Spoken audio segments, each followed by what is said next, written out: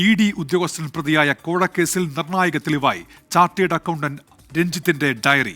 ED summons അയച്ച ആളുകളുടെ വിവരങ്ങൾ ഈ ഡയറിയിൽ കണ്ടെത്തി. കോഴക്കേസിന് പിന്നാലെ EDക്കെതിരെ സമാന പരാതികൾ വരുന്നു എന്ന് വിജിലൻസ് ഇപ്പോൾ വ്യക്തമാക്കുന്നുണ്ട്.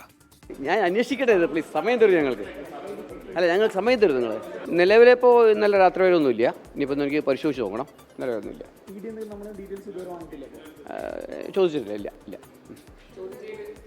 ചോദ്യം ചെയ്ത് തുടരുകയാണ്. We need time. ഞങ്ങൾ ആദ്യം ഒന്ന് ഞങ്ങൾക്ക് ചെയ്യേണ്ട കുറേ കാര്യങ്ങൾ, ഞങ്ങളിത് വളരെ വിശദമായി അന്വേഷിക്കേണ്ട കുറേ കാര്യങ്ങളുണ്ട്.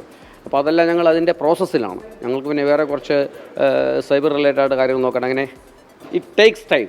അപ്പോൾ ഞങ്ങൾക്ക് ഈ ഫോണിലൂടെ ചില പരാതികൾ വരുന്നുണ്ട്. അത് നമുക്കൊന്നത് പരിശോധിക്കണം. നിതിൻ അംബുജൻ വാർത്തയുടെ വിശദാംശങ്ങളുമായി ഇപ്പോൾ കൊച്ചിയിൽ നിന്ന് ചേരുന്നുണ്ട്. നിതിൻ, ഈ തട്ടിപ്പാസൂത്രണം ചെയ്തത് ആരാണ്? അത് രഞ്ജിത്താണോ? ഈ 3 പേർ പിടിയിലായിട്ടുണ്ടല്ലോ. മറ്റൊരു മാസ്റ്റർ മൈൻഡ് ഉണ്ടോ ഇതിന് പിന്നിൽ? നിതിൻ,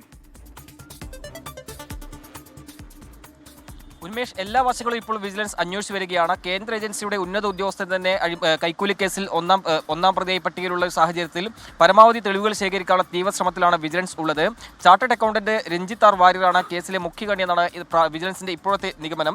തട്ടിപ്പിന്റെ മുഖ്യകണ്ണി രഞ്ജിത്ത് ആർ വാര്യരാണ് തെളിയിക്കുന്ന ഡയറി എന്തായാലും വിജിലൻസ് ലഭിച്ചിട്ടുണ്ട്.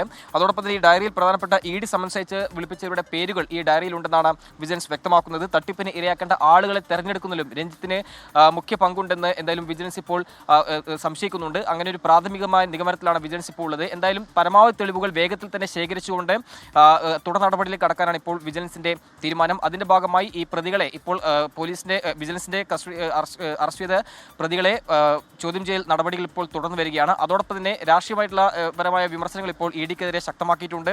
ഇന്ന് ദേശാഭിമാനിയും ചന്ദ്രികയും EDക്കെതിരെ ശക്തമായ വിമർശനമായിട്ടാണ് ഇന്ന് മുഖപ്രസംഗത്തിലെല്ലാം തന്നെ എഴുതിയിരിക്കുന്നത്.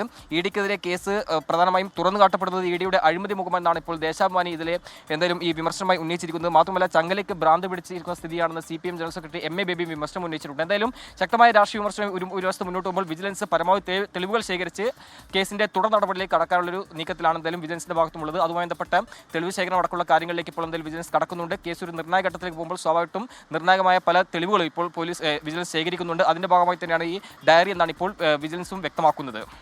നിതിൻ അംബുജനാണ് കൊച്ചിയിൽ നിന്ന് വിവരങ്ങൾ നൽകിയത്.